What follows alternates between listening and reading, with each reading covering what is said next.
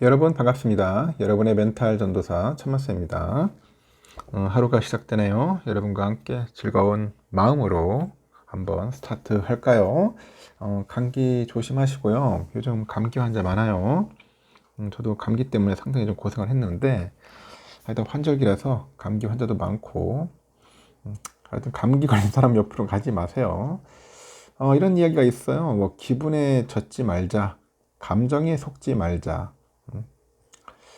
즐거울 때는 약속하지 말라고 합니다. 그 약속은 지키기 어렵다. 화났을 때는 대응하지 마라. 어떤 대응도 갈등만 더 키우더라. 그리고 슬플 때는 결심하지 마라. 그 결심이 미래를 망친다. 괴로울 때는 혼자 있지 마라. 괴로움은 외로움을 먹고 자란다. 불안할 때는 오래 생각하지 마라. 생각이 길어지면 불안은 깊어진다. 알겠죠? 부끄러울 때는 도망치지 마라. 도망치면 나중에 더 창피해진다. 짜증낼 때는 사람 만나지 마라. 애먼 사람에게 짜증이 더 씌워진다. 두려울 때는 웅크리지 마라. 풀이 죽고 기가 꺾이면 먹잇감이 되기 십상이다. 하여튼 이런 이야기가 있는데, 하여튼 제가 이야기한 거 한번 공감되는 그런 구절이 있을 겁니다. 아마 잘 곱씹어봐서 자기 삶에 한번 적용을 해보세요. 한번 볼까요? 뭐 다양한 소식들이 있는데, 하여튼 미국에서도 삼성전자가 뭐 카드를 내놓는가 봐요. 삼성 카드, 애플과 맞짱을 뜰 거다. 삼성전자가 미국 신용카드 시장 진출을 추진 중인 것으로 알려져 있다는데, 월스트리트 저널에서 삼성전자가 영국은행이죠, 바클레이스라고 미국 내 신용카드 출시를 위한 협상을 벌이고 있다고 합니다. 월스트리트 저널은 이 카드가 비자 카드의 신용카드 결제망을 이용한다고 소식통을 인용을 했고, 삼성은 이외에도 고수익 예금 계좌와 디지털 선불 계좌, 그리고 새로운 후불 결제 상품 등의 출시도 검토 중이고, 이들 중 일부 상품도 바클레이스하고 협력하는 방안을 논의 중인 것으로 알려져 있다고 하네요. 이 같은 양사의 협력은 미국 내에서 삼성 월렛 등의 영향력을 높이려는 삼성전자랑 미국 금융시장에서 점유율을 높이고자 하는 이 바클레이스하고 이해관계가 좀 맞아떨어진 결과로 풀이가 돼요. 삼성월렛은 삼성페이 등의 편의성에 힘입어서 국내에서는 압도적인 사용자를 보유하고 있는데, 미국은 아직 개척해야 하는 시장으로 남아있고, 그러다 보니 월스트리트저널이 입수한 문건에 따르면 삼성전자는 소비자가 새로 출시되는 신용카드를 사용을 할 때 캐시백이 삼성 캐시로 예치된 이후로 다시 삼성의 고금리 저축계좌로 이치되는 방안을 구상 중에 있습니다. 삼성은 자사의 신용카드 혜택이 휴대전화랑 TV, 가전제품 등 이 자사 제품 판매량과 소비자의 충성도를 높이는 데에도 기여할 것으로 기대하는데, 다만 WSG 월스트리트저널은 양사가 연말까지 제휴를 발표할 계획이라고 하지만 협상이 아직 마무리된 것은 아니고 애초에 설정된 마감 시한을 넘겨서 협상을 지속하고 있다고 합니다. 삼성은 지난 2018년에도 신용카드 출시를 위해서 금융사들과 협의를 진행을 했는데 금융사들이 회의적인 반응을 보였다고 월스트리트 저널은 그렇게 이야기를 하고 있네요. 하여튼 잘 만들었으면 좋겠고, 삼성전자의 그 타업 지원 TF가 그룹 계열사인 삼성 바이오로직스 인사에 개입했다는 그런 주장이 노조 측에서 나왔다고 합니다. 삼성그룹 초기업 노동조합 삼성전자 지부가 10일 홈페이지에 올린 게시물에 사업 지원 TF에서 그 모든 인사 관리를 하고 있었다고 주장을 했는데, 이 논란이 보니까 지난 6일 삼성 바이오로직스 인사팀 공용 폴더가 내부망에 누구나 열람할 수 있는 상태로 노출되면서 시작이 됐고, 이 폴더에는 주민등록번호, 연봉, 인사고과 등 개인정보가 포함된 자료랑 직원관리를 위한 자료가 포함이 되어 있더라. 그런 게 있었네요. 상당히 허술한데요, 보면. 하여튼 삼성전자 지부는 사업지원 TF하고 바이오로직스 인사팀장의 그 메신저 기록 등을 근거로 삼성전자 사업지원 TF가 그룹 계열사 인사 관리를 하고 있다고 봤고요.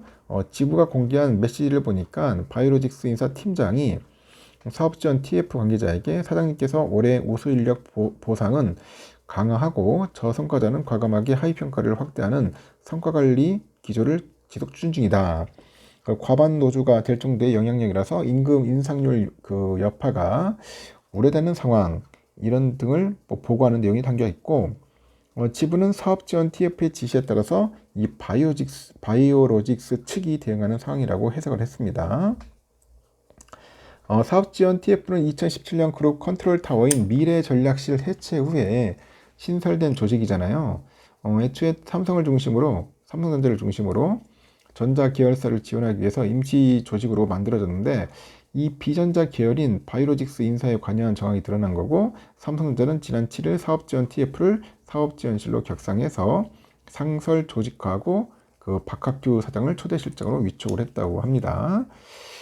초기업 노조 삼성 바이오로직스 지부 관계자는 사업 지원 TF가 본인들은 아니라고 하지만 사실상의 컨트롤 타워 역할을 하면서 각 사의 재량인 인사 등을 통제한 것으로 보인다 이렇게 언급을 했다고 합니다. 하여튼 이런 논란이 있다는 게 기사가 있네요. 보니까 하여튼 서로 간에 잘 해결됐으면 좋겠고 계열사인데 함부로 이렇게 하면 안 되겠죠. 당연히 하여튼 잘 수습이 됐으면 좋겠습니다. 그리고 또 요즘 초슬림폰 전쟁이라고 하네요. 이 초슬림폰 시장을 둘러싼 글로벌 스마트폰 제조사들의 셈법이 좀 복잡해지고 있다고 합니다. 올해 삼성전자랑 애플이 잇따라서 초슬림 신제품을 내놨는데 성적은 기대에 못 미쳤다. 하지만 시장 반응에 대한 삼성과 애플의 선택은 엇갈렸다. 삼성은 후속작 출시를 보류한 반면에 애플은 다시 한번 초슬림폰을 시장에 내놓을 계획이라고 합니다. 해외 IT 팁스터 아이스 유니버스가 예상한 삼성전자 차기 스마트폰 갤럭시 S26은 전작보다 한층 얇아진 외형이 눈길을 끌었고 정확한 그런 사양은 알려지지 않았는데 두께가 6.9mm로 올해 출시된 S25죠. 이것보다도 0.3mm 줄어든 모습입니다.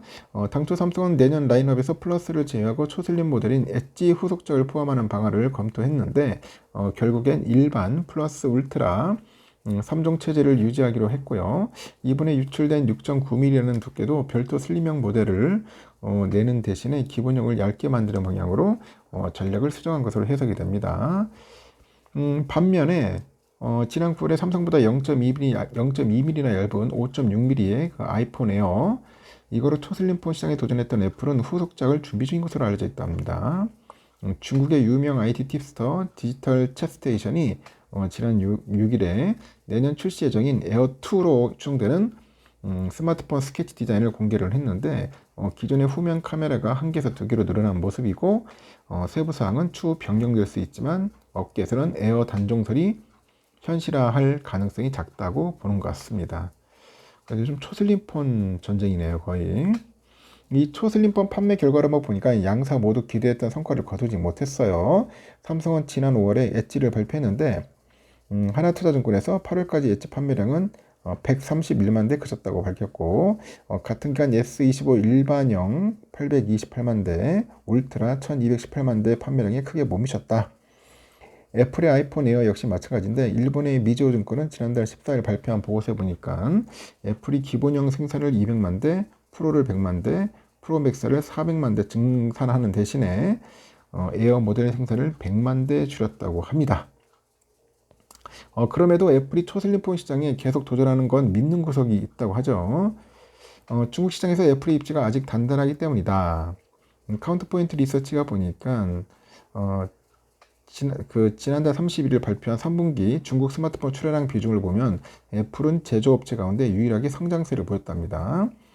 비보가 18%, 하웨이 16%보다 낮은 15%를 기록했는데 1년 전보다 약 1% 상승했다고 합니다. 삼성이 중국 스마트폰 시장에서 0%의 점유율 기록 중인 것과 달리 애플은 초기 도전에 실패했다고 해도 한 번 더 도전해 볼 만한 체력이 있다는 의미고 실제 에어는 지난달 17일 중국에서 사전 판매가 시작된 후에 수분 만에 매진됐다고 하네요. 그런 거 보면 참 애플이 저력이 있는 것 같습니다. 여기까지 하겠습니다, 여러분. 날도 춥고 합니다.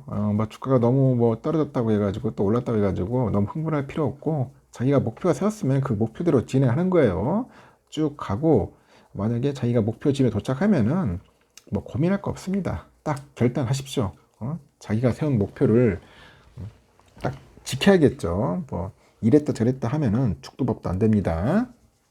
하여튼 즐거운 하루 보내십시오. 감사합니다.